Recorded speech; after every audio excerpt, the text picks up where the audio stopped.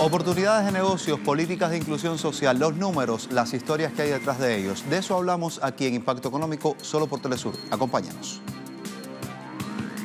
Inquilino de la Casa Blanca apoya a su homólogo de la Casa Rosada ante debacle económica en Argentina.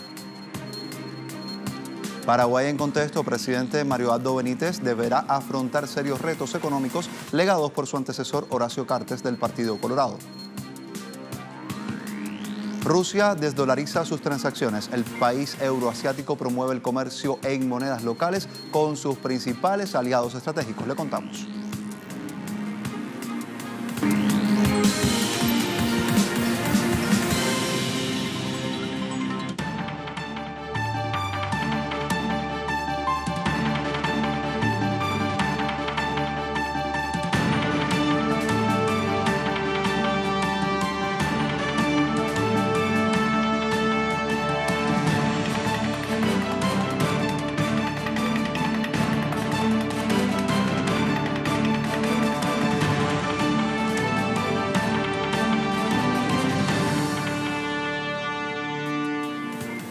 La administración de Cambiemos en Argentina intenta apaciguar la severa crisis económica que atraviesa ese país. Para ello, buscó el respaldo de la Casa Blanca. El presidente Mauricio Macri sostuvo durante la jornada de este martes una conversación telefónica con el mandatario estadounidense Donald Trump, quien elogió el trabajo de su homólogo suramericano para afrontar esta coyuntura económica que se vive en el país. El llamado surgió en medio de la visita del ministro de Economía argentino Nicolás Dufovne a Washington. Allí se encontró con la directora del Fondo Monetario Internacional, Christine Lagarde, para luego lograr un acuerdo, un calendario en torno al desembolso del préstamo por $50.000 millones que no ha logrado sacar la economía a flote. Mientras tanto, en el país las medidas de ajuste siguen con su curso. Las autoridades adelantaron que los subsidios económicos caerán de 2.2 al 1.7% en el Producto Interno Bruto para el año 2019, principalmente los que están destinados a la tarifa social eléctrica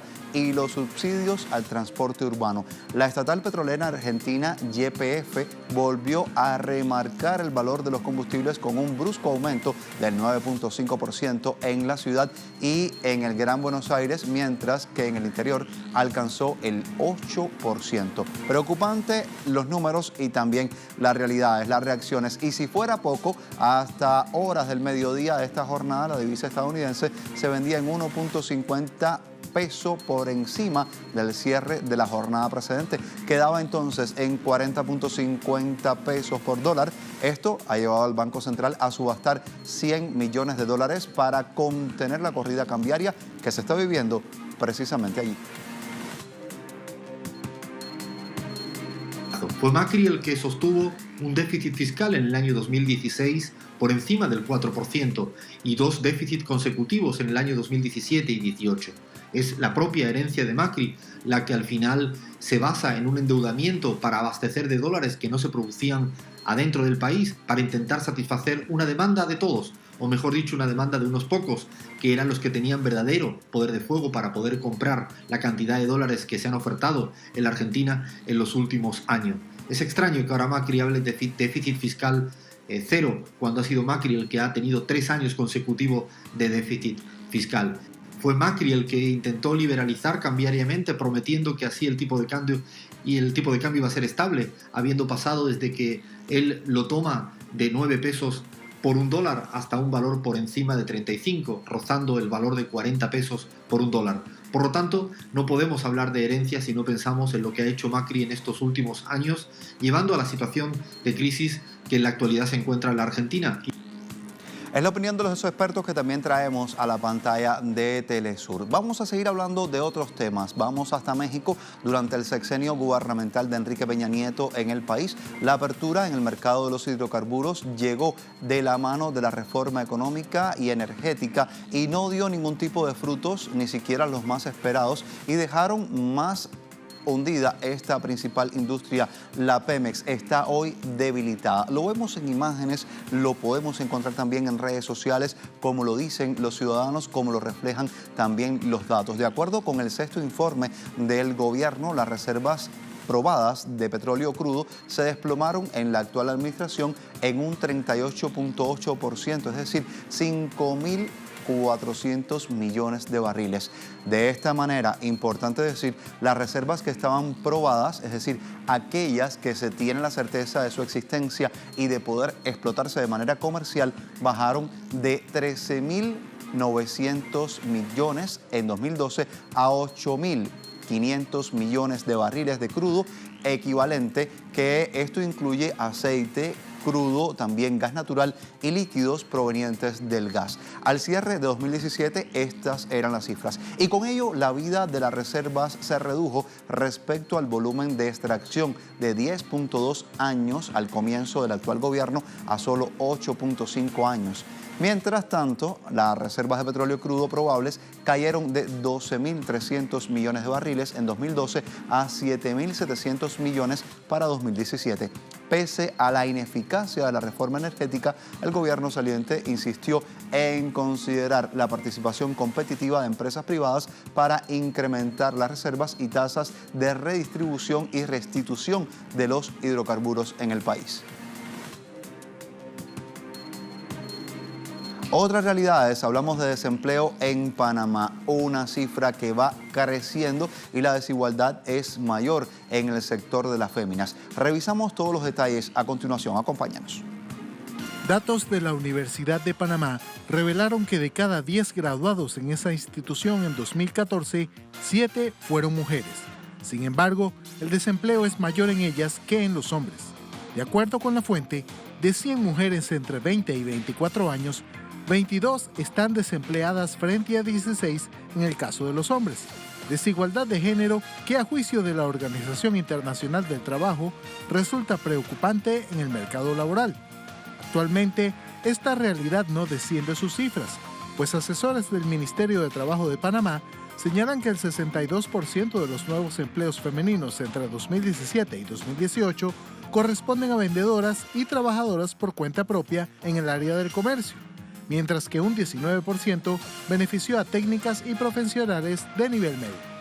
Según la OIT, en 2018 el desempleo en Latinoamérica en edades comprendidas de 15 a 24 años será de 19,6%, el más alto en 14 años, pronóstico en el que Panamá no será la excepción, pese a la recuperación del último año en el que se generaron 20.233 nuevas plazas en ese segmento poblacional, pero solo el 20% para mujeres.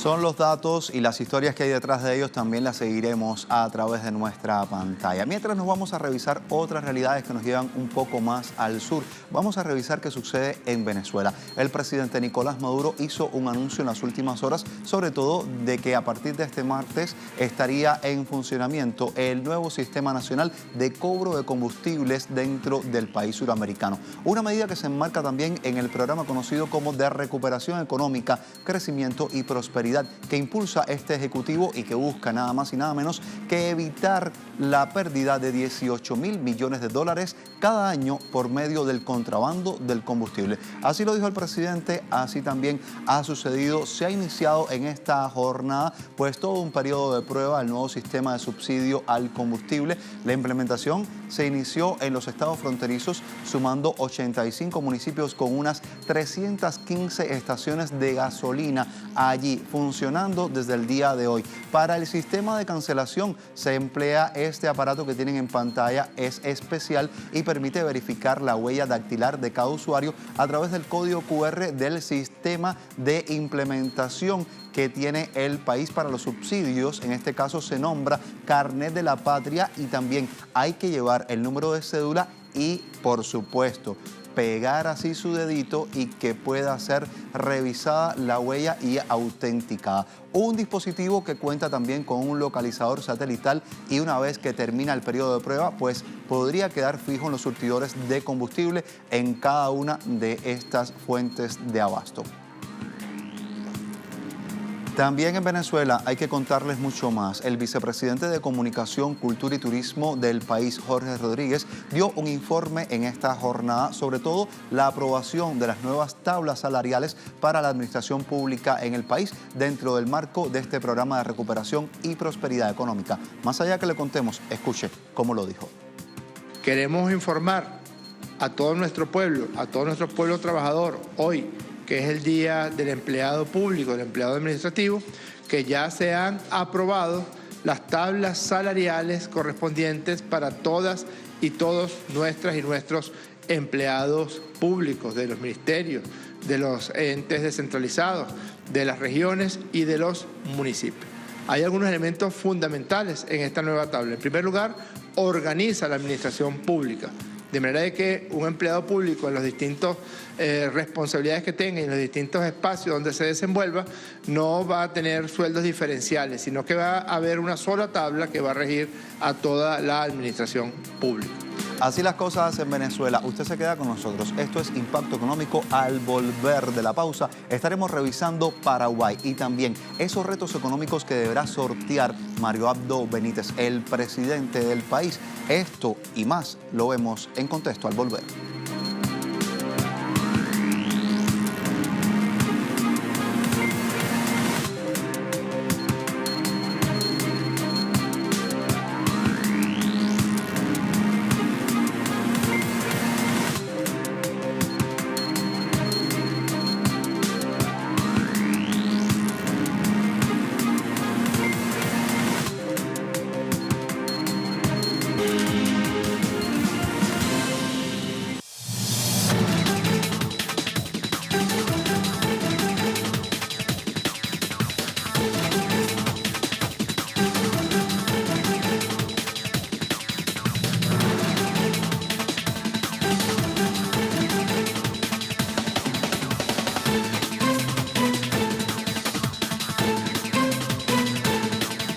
La información, el contexto que nos lleva hasta Paraguay. Ahí el presidente Mario Abdo Benítez asumió el cargo el pasado 15 de agosto en el marco de una crisis institucional producto de la presencia de políticos corruptos en las instituciones del Estado.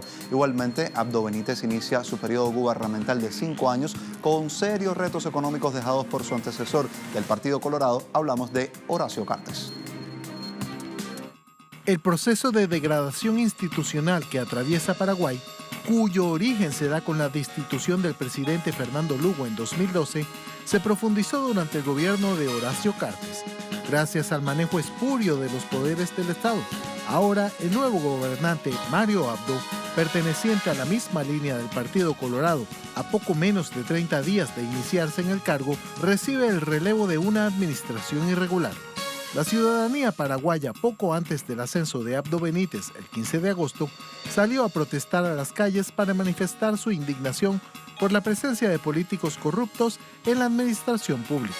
Dicha presión logró lo no hecho por la justicia o la maquinaria colorada: la renuncia de 2 legisladores oficialistas, Óscar González Daer y José María Ibáñez, investigados por delitos de asociación criminal, tráfico de influencias, estafa y cobro indebido de honorarios, pero seguían ocupando su escaño en el Congreso de la República.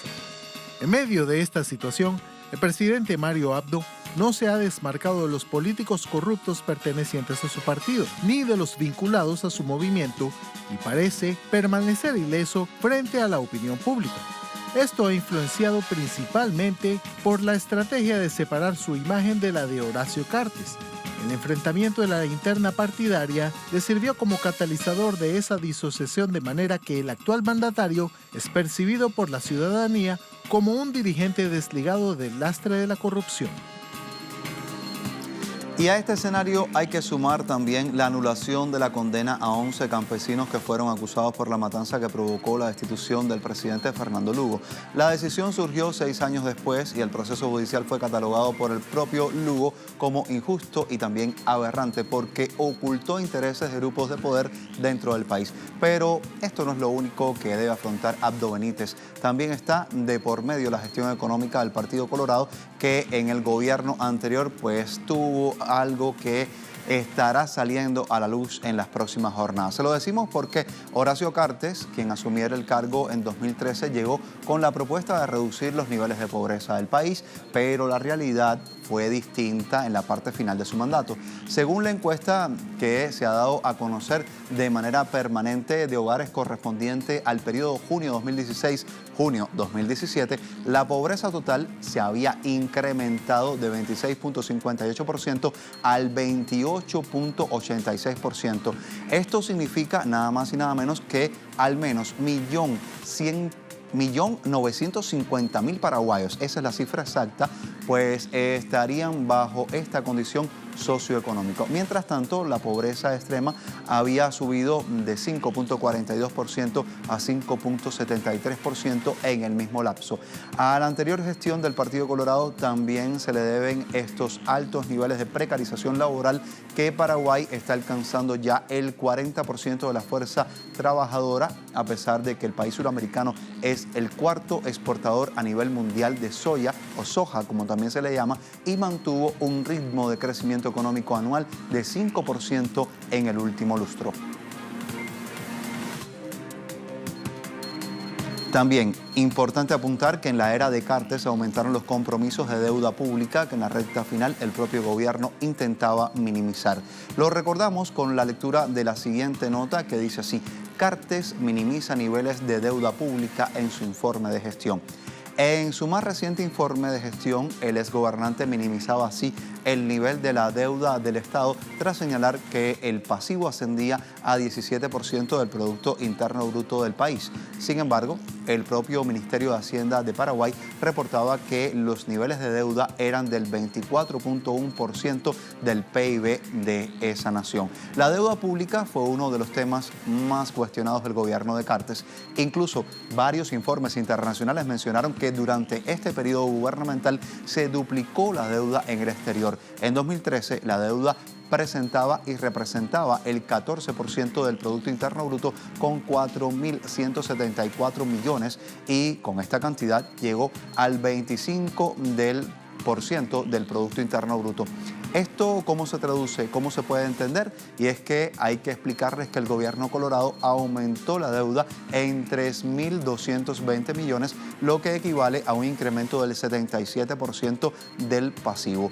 Casi la mitad del endeudamiento se dio por la emisión de bonos, tanto a nivel externo como interno. Así lo han revisado diversos medios de comunicación durante las últimas jornadas. La información que hemos visto así en contexto económico a través de nuestro impacto. Importante que hagamos una pausa, pero al regreso estamos hablando de Rusia y ese proceso de desdolarización que lleva adelante. Le contamos, acompáñenos.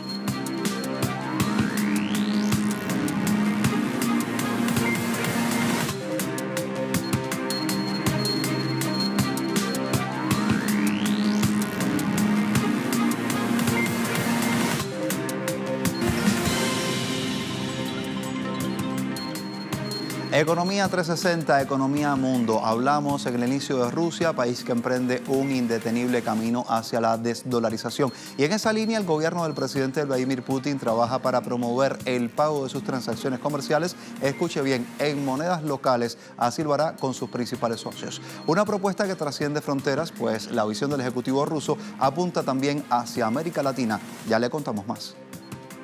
Rusia se prepara para empezar a llevar a cabo los negocios con América Latina, entre otros socios en las divisas nacionales de esos países. Así lo manifestó el ministro de Industria y Comercio ruso, Denis Manturov. Asimismo, el ministro dijo que llevan varios años trabajando en dicha iniciativa y que tienen práctica y experiencia en el trabajo de los bancos comerciales y los bancos centrales en los países de Oriente Próximo, Asia Sudoriental, América Latina y África.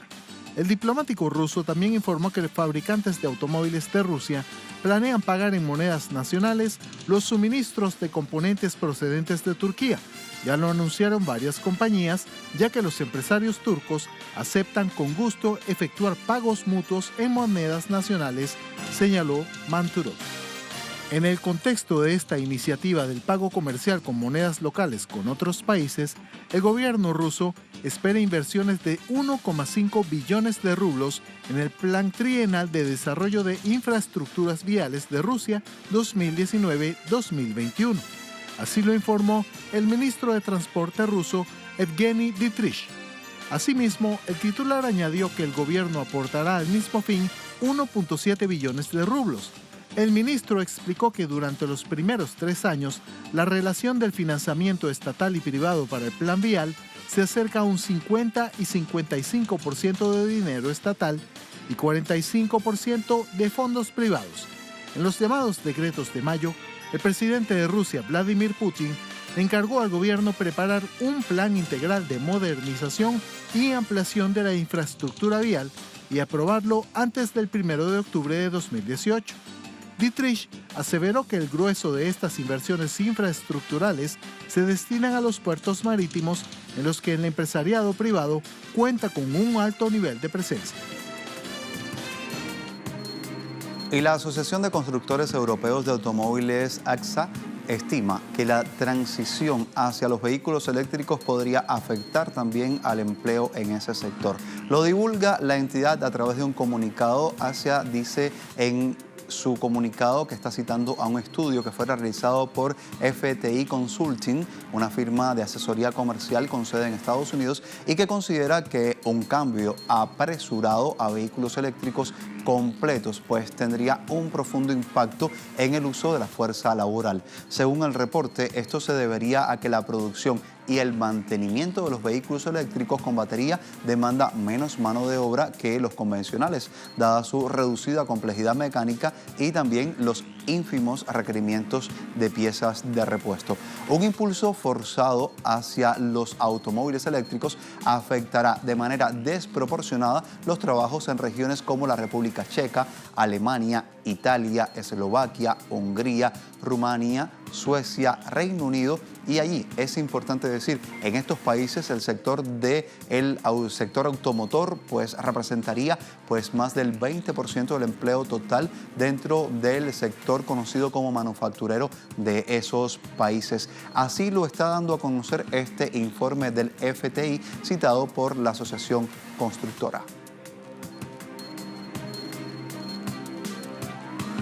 Y la Junta de Inversiones de Etiopía revirtió una importante regulación que restringía la inversión extranjera en el incipiente sector logístico de ese país. Decisión que fue adoptada para hacer que esa área sea más eficiente, profesional y moderna. Esto sería con la inyección de capital y de experiencia foránea, según ha dado a conocer el director de comunicaciones de esa entidad, Mekonnen Hailu. La apertura es en gran parte del plan del gobierno para así abrir la economía. Así lo ha puntualizado y agrega también el titular que se planea una legislación para definir el límite de acciones para las entidades extranjeras. Este anuncio despertó gran interés, sobre todo en las compañías foráneas que quieren invertir en Etiopía. Entre ellas hablamos del operador de telecomunicaciones con sede en Sudáfrica, Vodacom, y también el conglomerado alemán Deutsche Telekom, que ha mostrado la intención de comprar acciones allí en la empresa estatal Ethio Telecom. Asimismo, la aerolínea nacional Ethiopian Airlines también se encuentra en conversaciones para vender partes minoritarias a otros países africanos. Las realidades de nuestros pueblos del sur, también desde África.